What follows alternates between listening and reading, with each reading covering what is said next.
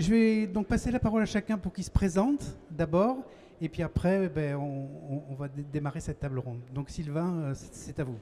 Bonjour à tous, je suis Sylvain Gras, donc ambassadeur industrie et 5G IA cybersécurité. Et j'interviens notamment dans deux grands domaines. Un, dans l'organisation de tables rondes pour les salons industrie, donc CPM et Global Industrie. Et en complément, je monte et je contribue à monter des plateformes d'accélération industrie du futur sur le territoire, ou des Fab Labs, ou des plateformes 5G. Bonjour à tous. Donc Philippe Mestre, moi je suis de l'agence ADOC, donc l'agence de développement et d'innovation de la région Occitanie. Et je suis ici parce que je suis plus particulièrement en charge de piloter un projet qui a pour vocation à accompagner la transformation digitale des petites moyennes entreprises et des ETI en utilisant la 5G, en utilisant l'intelligence artificielle, en travaillant sur la cybersécurité avec des aspects formation, acculturation et autres calculs de haute performance. Donc voilà, moi j'ai une vue un peu plus généraliste de la chose et on essaye d'agréger toutes ces technologies et d'intégrer toutes ces technologies sur un parcours unique pour vous accompagner dans votre transformation. Bonjour, Caroline de Rubiana. Donc, je suis directrice de Cyberoc, c'est le centre cybersécurité de la région Occitanie. On est là pour informer les entreprises, les accompagner, les sensibiliser, et mettre en avant notre écosystème cybersécurité très riche en Occitanie.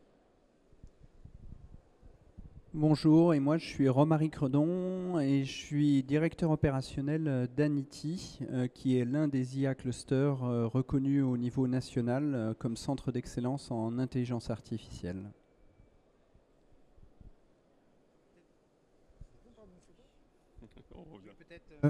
Oui, Sylvain, donc peut-être brosser le tableau général de pourquoi ces trois piliers, en quoi ces trois piliers représentent un petit peu l'évolution à venir de l'industrie. Alors nous, en fait, ce qu'on a voulu porter et mettre en avant, c'est les sujets innovants qui arrivent même pas que en France, d'un point de vue mondial, et les sujets qui peuvent avoir un impact, mais un impact à la fois structurant et économique sur les entreprises du territoire.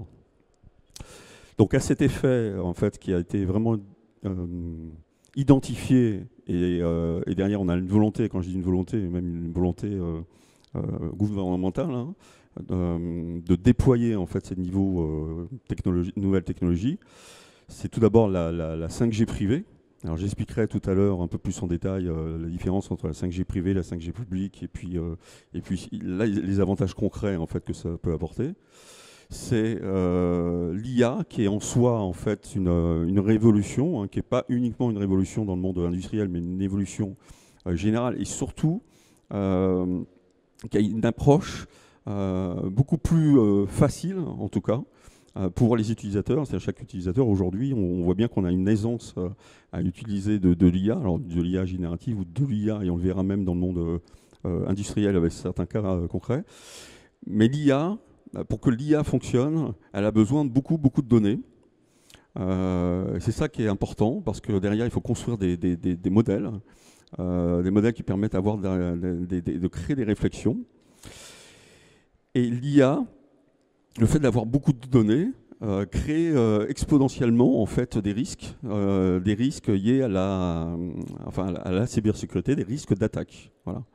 Et donc c'est pour ça que le fait de vouloir monter cette table ronde, je pense que ça avait vraiment du sens, et de ne pas isoler uniquement en fait un des domaines.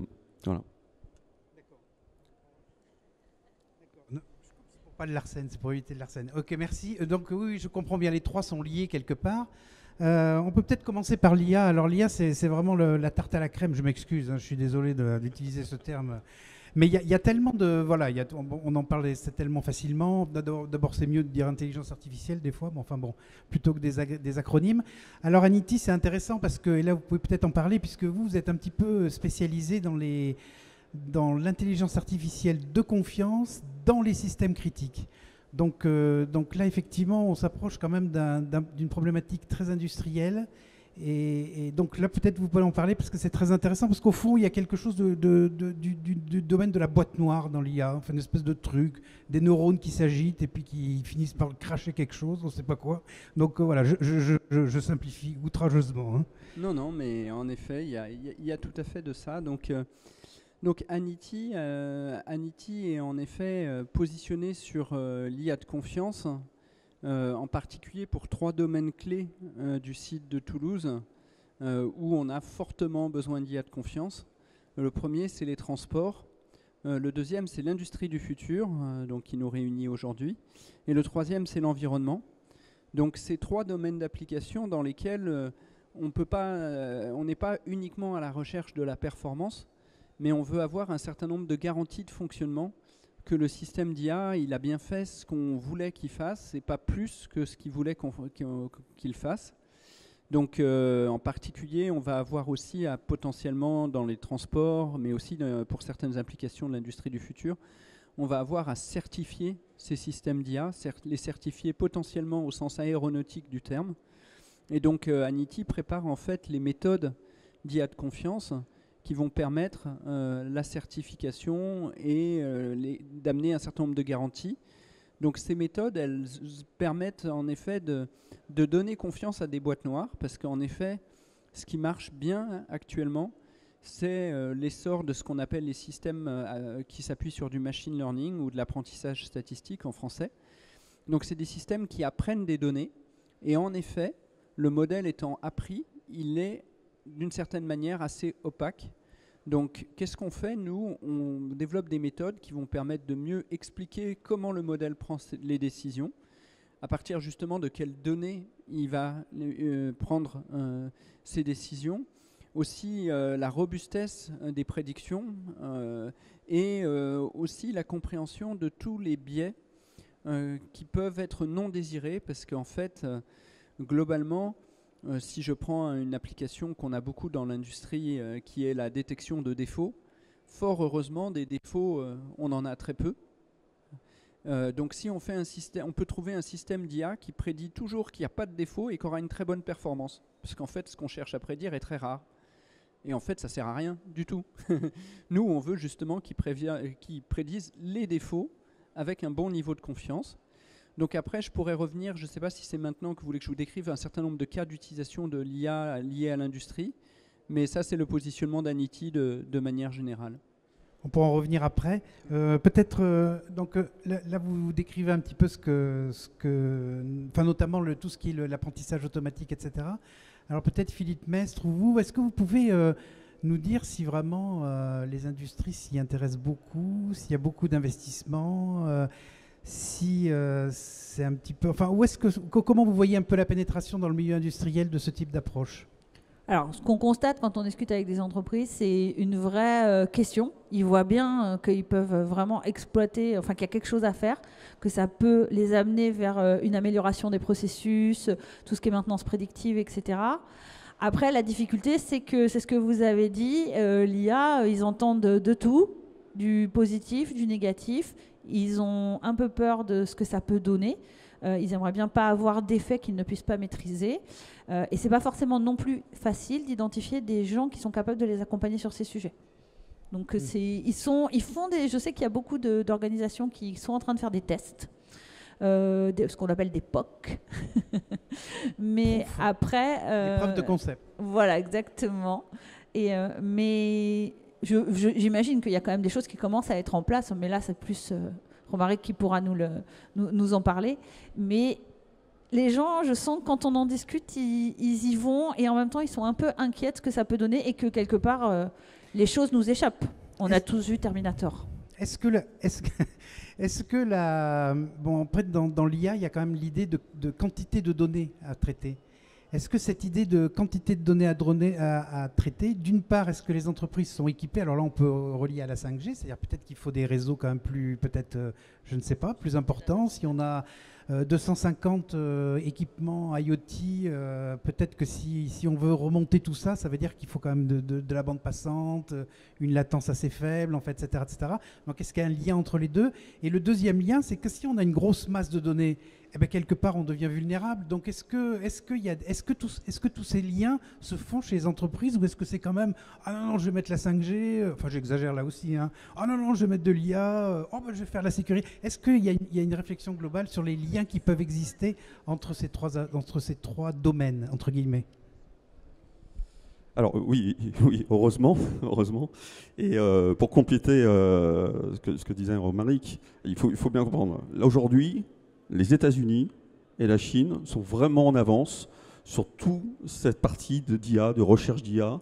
Et pourquoi? Parce qu'ils comprennent bien que ça peut augmenter fortement les process, gagner du temps notamment pour détecter des défauts.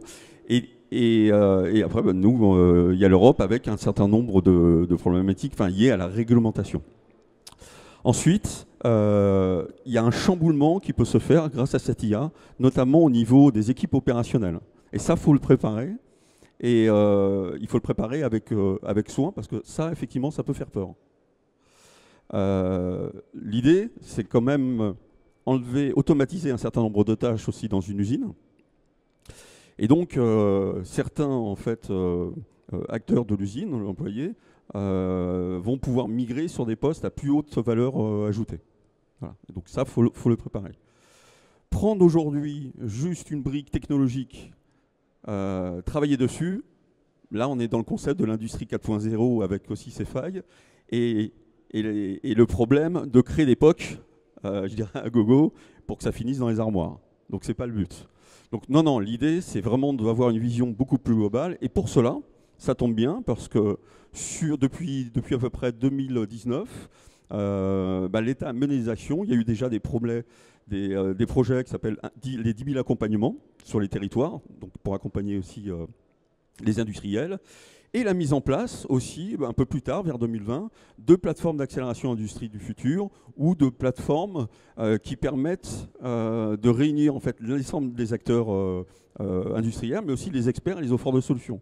Donc du coup, l'idée, c'est aussi d'avoir sur ces plateformes-là la possibilité d'avoir des acteurs spécialistes en IA, spécialistes en 5G.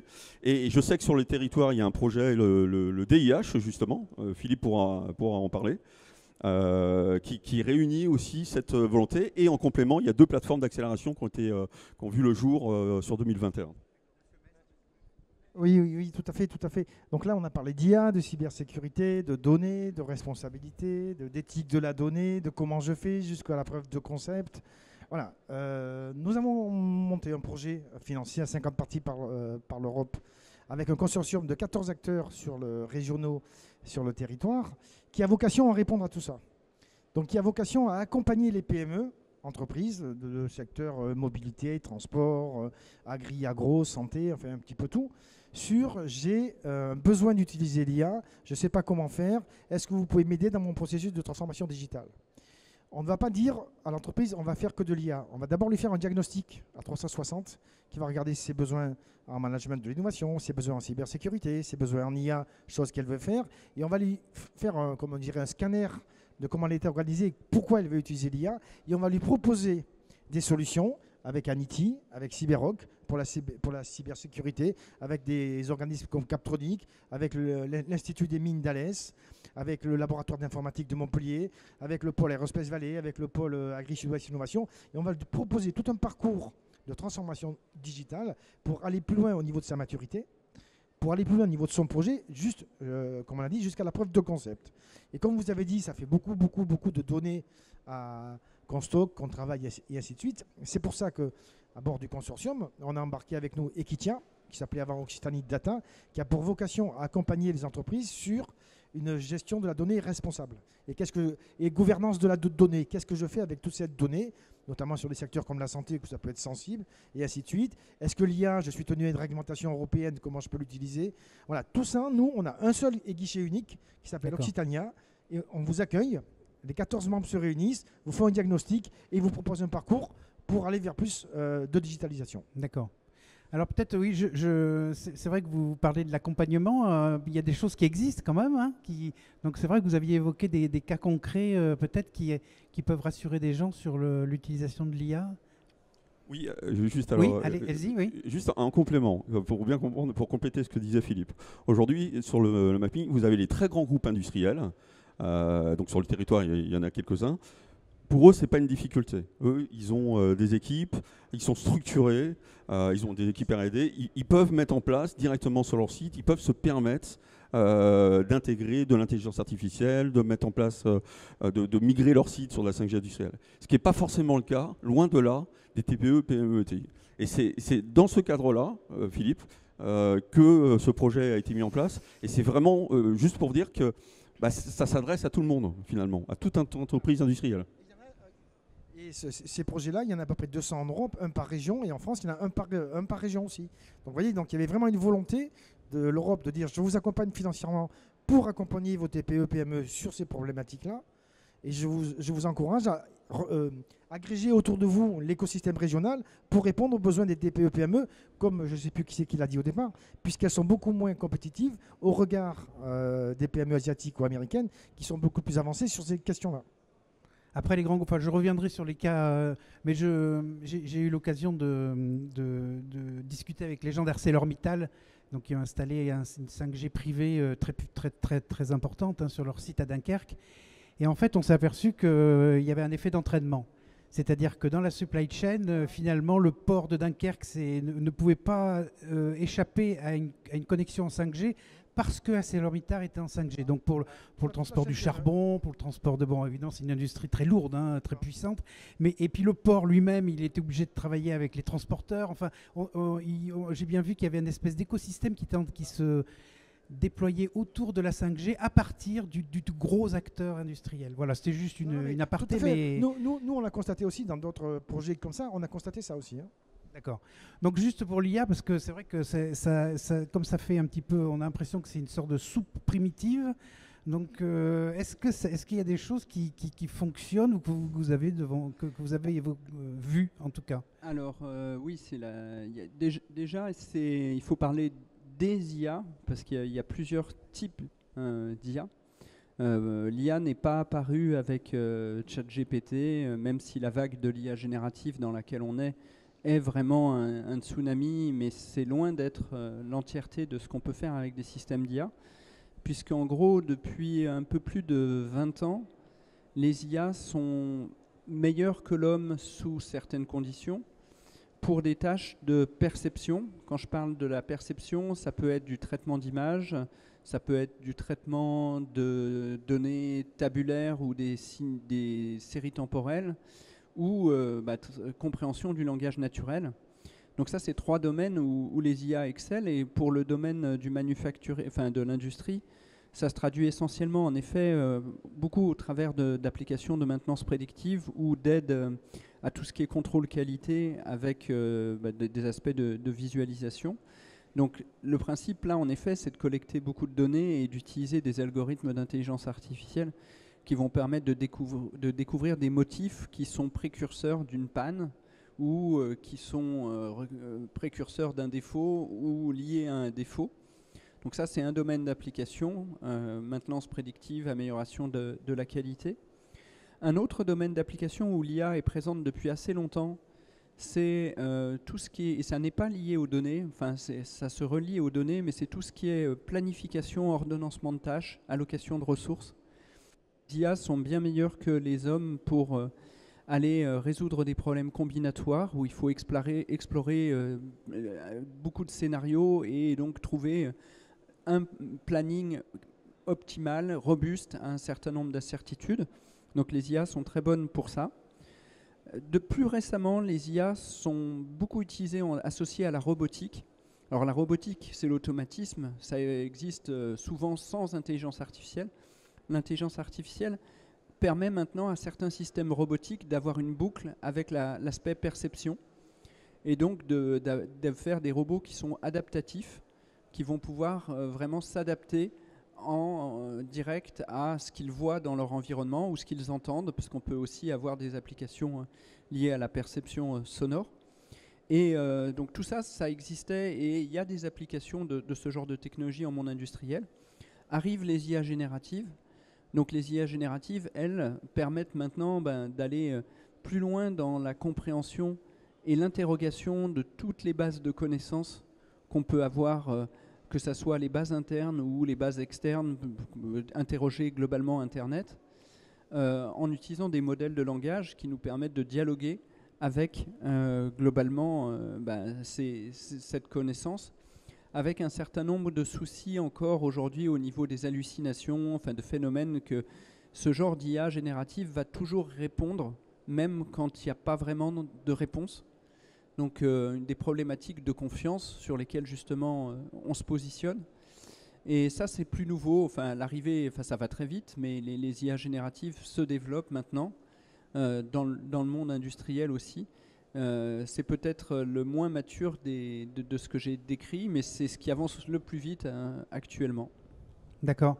Alors juste pour revenir à la cybersécurité, c'est peut-être bon, c'est vrai que pour une entreprise c'est moins marrant que de développer de l'IA ou de mettre en place de la 5G, mais on imagine que bon, ça arrive malheureusement à une entreprise, etc. Donc une question qu'on me pose à chaque fois, donc je ne sais jamais quoi répondre. Hein.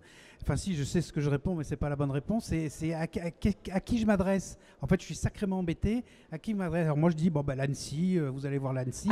Mais c'est assez vague comme réponse. Donc est-ce que vous pouvez, au niveau régional, voir comment vous intervenez dans ces cas-là? Un petit point quand même sur lequel revenir, c'est que le monde de l'industrie, c'est vraiment le monde, mais qui souvent pense qu'ils ne sont pas concernés par la cybersécurité. Parce qu'ils sont sur des entreprises, des industries, enfin des machines. Ils oublient complètement qu'elles sont connectées et donc à partir de là, elles sont faillibles. J'ai quand même un incident qui m'est remonté avec une entreprise qui n'était pas connectée à Internet, mais les machines étaient connectées entre elles. Et ils ont eu plus aucune machine fonctionnait. Ils ont cherché le problème, c'était une attaque. Et c'était dans la mise à jour des machines qui étaient envoyées par clé USB. Ça, j'avoue, j'étais quand même épatée par un cas pareil. Mais voilà, à partir du moment où on a des machines qui sont connectées, alors si on est sur Internet, bien entendu, c'est plus important. Et plus il y a de choses connectées, plus il y a de données qui circulent, plus c'est intéressant, plus il y a des résultats, et plus la surface, qu'on appelle la surface d'attaque, s'agrandit. Et donc, il faut vraiment se préoccuper de la cybersécurité. De toute façon, il faut s'en préoccuper quoi qu'il arrive, tout le monde, même vous à titre personnel. Mais bon, je ne veux pas trop m'étendre. Donc en fait, l'ANSSI, c'est l'Agence nationale de sécurité des systèmes d'information. Ils sont là pour protéger l'État, la France. Donc bien entendu, ils publient tout un nombre de recommandations. C'est eux qui vont transposer la loi, enfin le règlement NIS 2 dans la loi française. Mais leurs bénéficiaires, c'est ce qu'on appelle les organismes d'importance vitale. Donc tous ceux qui ont un impact sur le fonctionnement de la France. Les entreprises nucléaires. On n'a pas le droit de dire les domaines. Bon, j'exagère. Mais effectivement, tout ce qui est énergie, transport, mais il y a d'autres domaines aussi qui peuvent être très importants. Tout ce qui est administration et les grosses collectivités, bien entendu. Quand un hôpital est touché, ce n'est pas tout à fait leur bénéficiaire, mais comme c'est très important pour la France, pour le bon fonctionnement, ils vont intervenir. En 2017, c'est TV5 Monde qui avait été touché. Ça n'est pas un bénéficiaire de l'ANSSI, mais c'était l'image de la France qui était en jeu, et donc ils ont été les aider. Donc du coup, la plupart des entreprises de l'industrie, sauf si on est dans des industries un peu sensibles, ne sont pas forcément bénéficiaires de l'ANSSI. Le plus simple, alors, vous avez dans vos régions, dans les différentes régions, vous avez quand même des délégués de l'ANSSI, vous avez des centres les CSIRT qui ont été créés, qui peuvent vous répondre. En Occitanie, vous vous adressez à Cyberoc. Nous, on est vraiment la structure créée par la région pour répondre à toutes les questions de cybersécurité pour les TPE, PME, ETI, collectivités, associations et même les autres structures, ça nous arrive d'intervenir. Et on va rediriger en fonction de la problématique sur les bons acteurs. D'accord. Alors je vais relier les deux derniers domaines. Est-ce que se lancer dans l'IA de manière assez puissante, est-ce que c'est pas fragiliser l'entreprise? Parce qu'on se retrouve avec des bases de données, peut-être que c'est ça la vraie valeur de l'entreprise en fait, c'est les données qu'ils ont récoltées. Et donc est-ce qu'on fragilise pas l'entreprise en se lançant dans un projet d'IA? Je pense que ça fait partie, enfin pour revenir sur ce que Philippe Mestre a présenté sur les diagnostics qu'on fait dans le cadre de l'EDIH, c'est sûr qu'il faut penser. Déjà, l'IA, c'est un peu. Il faut un certain nombre de prérequis pour l'IA. Et en effet, il faut d'abord se construire un socle où on a suffisamment de données pour pouvoir globalement tirer les bénéfices de l'IA. Et donc, quand on construit ce socle de données, c'est essentiel en effet d'imaginer tous les mécanismes qui vont nous permettre de protéger quelque part cette valeur, parce que cette valeur va attirer forcément la convoitise potentiellement et va créer en effet un potentiel que les entreprises ne connaissaient pas, de se faire voler leur savoir-faire d'une certaine manière. Donc oui, il y a en effet, je pense que tous les projets de digitalisation et dans le diagnostic qu'on a au niveau de l'EDIH, c'est bien pour ça qu'on essaye d'adresser de front la question de la gestion des données, de l'intelligence artificielle, du calcul associé et de la cyber. D'accord. Donc, est-ce que vous avez parlé un petit peu de vous accompagner les entreprises? Est-ce qu'il y a un effort de formation, en fait, en tout cas, peut-être qu'on appelle ça le nom échappe, c'est la fin de la journée, de sensibilisation, puis de démocratisation. Est-ce que vous avez des actions de ce type-là envers les entreprises? Tout à fait, dans le cadre du consortium qui compose l'Occitania, donc le EDIH, comme vient de le dire Romaric, donc le consortium d'acteurs qui a vocation à accompagner TPE, PME sur leur transfert digital. On a des organismes de formation comme Numéum ou comme l'Institut Mines Alès, qui propose des modules de formation dans toutes ces questions-là. Donc formation soit collective pour de l'acculturation, de la sensibilisation aux questions d'IA, aux questions de qu'est-ce que c'est que de la donnée, qu'est-ce que c'est que la cybersécurité. Et dans les parcours d'accompagnement individuel que l'on fait aux entreprises, on propose aussi des formations individuelles. Parce qu'on a détecté un besoin lors des diagnostics et qu'il y avait un besoin de formation dans une ou deux technologies. Donc acculturation et formation à la carte. D'accord. Vulgarisation, c'est ça que je cherchais. Oui, vulgarisation. Acculturation, moi je dis, mais c'est un peu ça, ouais. Alors, comme tout à l'heure, pour la cybersécurité, ma question c'était de savoir est-ce que c'est intéressant d'avoir un responsable sécurité. Donc, je ne sais pas, M. Fleury n'est pas là, mais il a dit qu'il y avait une sorte de... On pouvait très bien s'en sortir avec une collectivisation, entre guillemets, d'une personne qui s'occupe de 15 entreprises, etc., pour avoir quelque chose. Est-ce que pour l'IA ou la 5G, est-ce qu'on a ce même type de démarche ou pas? Alors, je pense que on ne peut pas vraiment mélanger les deux. La 5G, ça va être une techno qui est utilisée par l'entreprise et qui va venir s'insérer dans un certain nombre de processus. Mais ça s'arrêtera là. Quelque part, toutes les personnes de l'entreprise ne seront pas impactées par le fait d'utiliser de la 5G. De même pour l'IA. Pour la cyber, c'est pas pareil. Tout le monde est concerné dans l'entreprise. Tout le monde est un point d'entrée potentiel.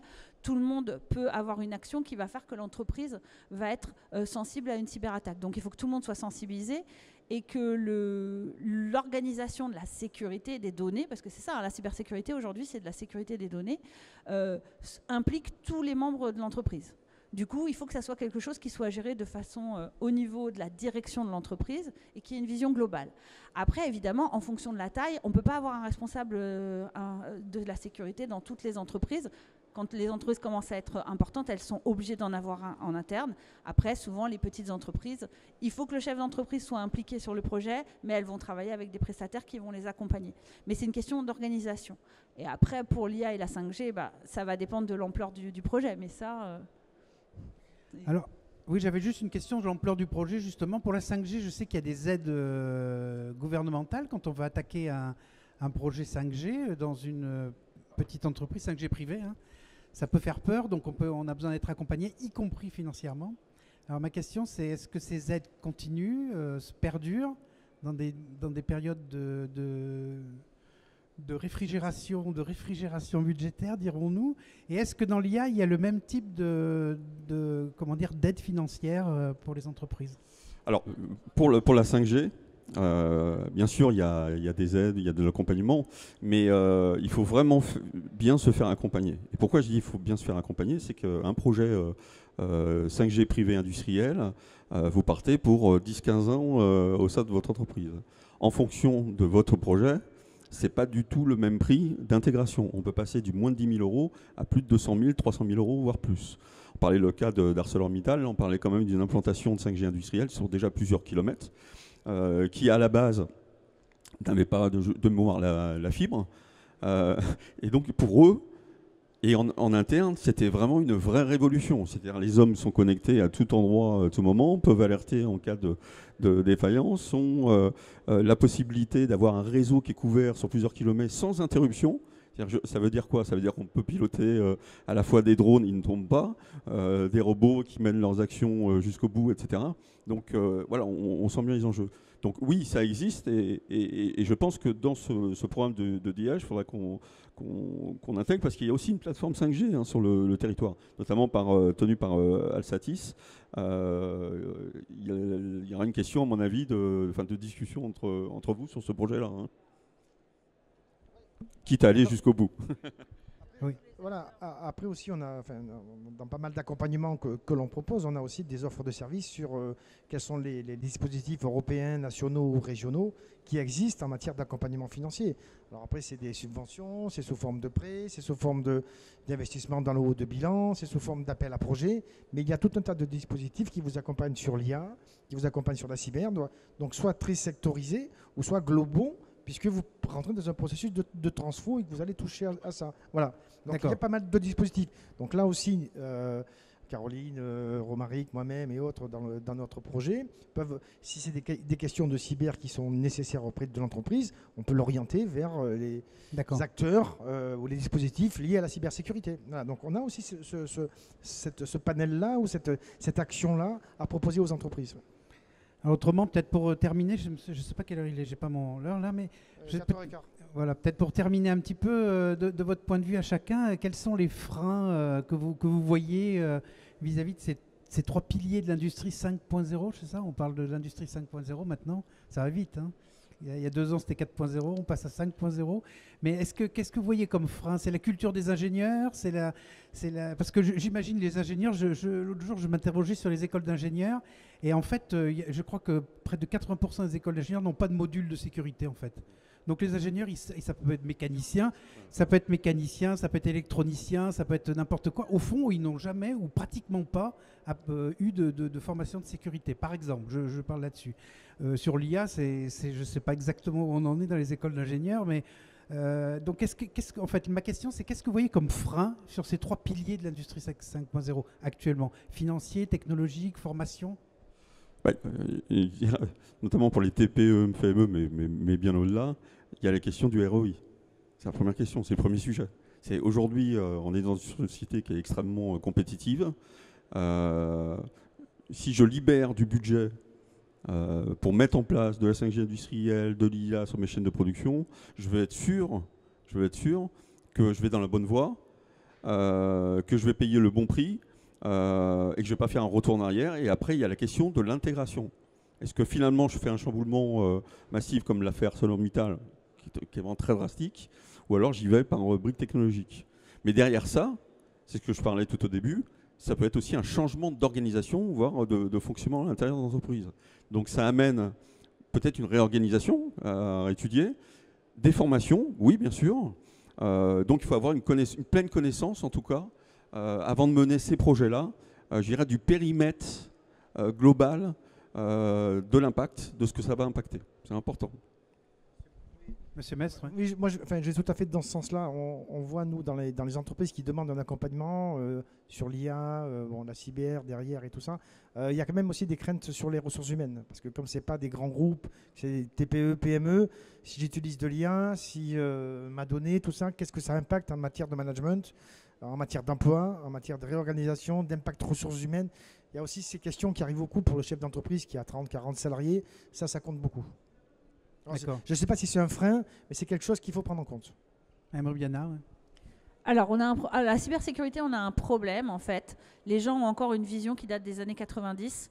Donc ils pensent que la cybersécurité, c'est la sécurité des serveurs avec le firewall et le réseau. Alors oui, bien sûr, mais le problème c'est que comme tout est digitalisé, justement, donc c'est génial, on fait plein de choses, sauf que nos données, elles sont partout. Et aujourd'hui, on est vraiment sur une problématique de pouvoir maîtriser sa donnée, savoir où elle est, comment on la manage, comment on sensibilise tout le monde aux nouvelles attaques qui touchent tout le monde et par des biais qui ne sont pas des biais si techniques que ça, en fait, hein, beaucoup par les mails, par exemple. Ils envoient un mail, le pirate, et ils persuadent la personne en face de faire une action ou une autre. C'est pas très technique au sens informatique, par contre c'est technique au sens de la manipulation.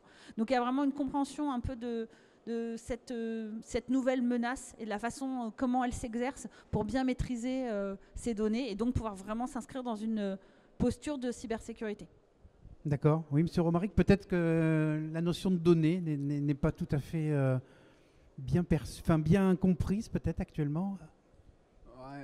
Alors, je vais revenir sur plusieurs aspects. Vous parliez déjà de l'aspect formation. Donc, alors, sur l'IA, de plus en plus, les ingénieurs sont exposés à l'IA dans leur formation. Pas nécessairement encore à l'IA de confiance. Ça, c'est des choses que nous, on veut développer côté Anity, puisque les méthodes d'IA de confiance sont relativement récentes et sortent vraiment de la recherche. Donc, c'est quelque chose où on a de plus en plus un effort de formation, et puis au travers de l'EDIH, c'est bien sur cette spécificité de l'IA de confiance qu'on se positionne. Après, sur la question sur les données, oui, bien sûr, on parle de data scientists notamment. Oui, alors les data scientists et des nouvelles professions, il faut des data engineers, des data scientists. Après, bon, globalement, la problématique, et vous posiez la question des freins, il y a toute une problématique qui est technique, qui est en effet d'avoir les bonnes compétences pour répondre aux problèmes, d'avoir les bonnes données pour répondre aux problèmes. Après, comme l'a dit Philippe, il y a vraiment une question aussi d'acceptabilité de la solution pour les opérateurs. Et on a vraiment des exemples de projets qui sont les mêmes sur le papier, c'est-à-dire la même technologie pour à peu près le même besoin, et des projets où globalement certains restent dans les armoires et certains se déploient. Et une grosse partie de ça est liée en effet à plutôt les aspects de conduite du changement, de mettre en effet les utilisateurs finaux dans la boucle, de partir de l'analyse en effet du fait que si le système répond à des pain points. Je vais vous parler d'un exemple très précis sur du contrôle qualité. Sur les chaînes satellites, il faut inspecter les panneaux solaires de satellites. Des panneaux solaires, les cellules photovoltaïques de panneaux solaires de satellites. Il y en a à peu près 10 000. C'était des inspections qui étaient faites à la main où il fallait regarder les 10 000 cellules. Au bout d'un moment, l'opérateur, il est très content qu'on vienne mettre un système qui lui permette de voir que peut-être pas les 10 000, mais les 500 sur lequel, ou peut-être les 50 sur lequel peut-être on se dit il y a quelque chose à regarder. Donc ça, c'est des contextes qui sont très favorables parce qu'il y a vraiment une attente, c'est un pain point. L'action est pénible pour l'utilisateur et on apporte un système d'IA qui la rend plus intéressante et plus gérable du point de vue de l'utilisateur. Bien sûr, ça c'est plutôt les bonnes histoires et dans ces cas-là, ça va se dérouler plutôt favorablement. Il y a au contraire le cas d'un mécanisme, par exemple, c'est un cas que je connais sur de l'inspection de soudure, où les personnes qui ont développé les compétences sur l'inspection des cordons de soudure sont vraiment reconnues par rapport à ça. C'est les experts de la boîte, c'est hyper important ce savoir-faire pour la boîte, et on va leur dire, on met en place un système qui va capturer tout ça. Et là, au bout d'un moment, si c'est pas bien mené, ils vont très rapidement mettre les pieds en avant. Et pour revenir sur votre question sur les données, l'IA est pas magique. Elle s'entraîne des données, mais elle s'entraîne aussi de ce qu'on appelle les labels que les utilisateurs donnent. C'est-à-dire, il faut dire si c'est un défaut ou pas sur les cordons de soudure. Donc, il faut que l'opérateur soit partie prenante du cycle d'apprentissage. Donc, si on ne construit pas le cercle vertueux avec les opérateurs, on n'a pas de magie et notre système ne fonctionnera pas. Donc cette partie-là est vraiment importante. Bon, on aura encore besoin d'humains, c'est ça? Ah oui. Ok, merci beaucoup et puis merci à tous pour cette table ronde. Merci beaucoup.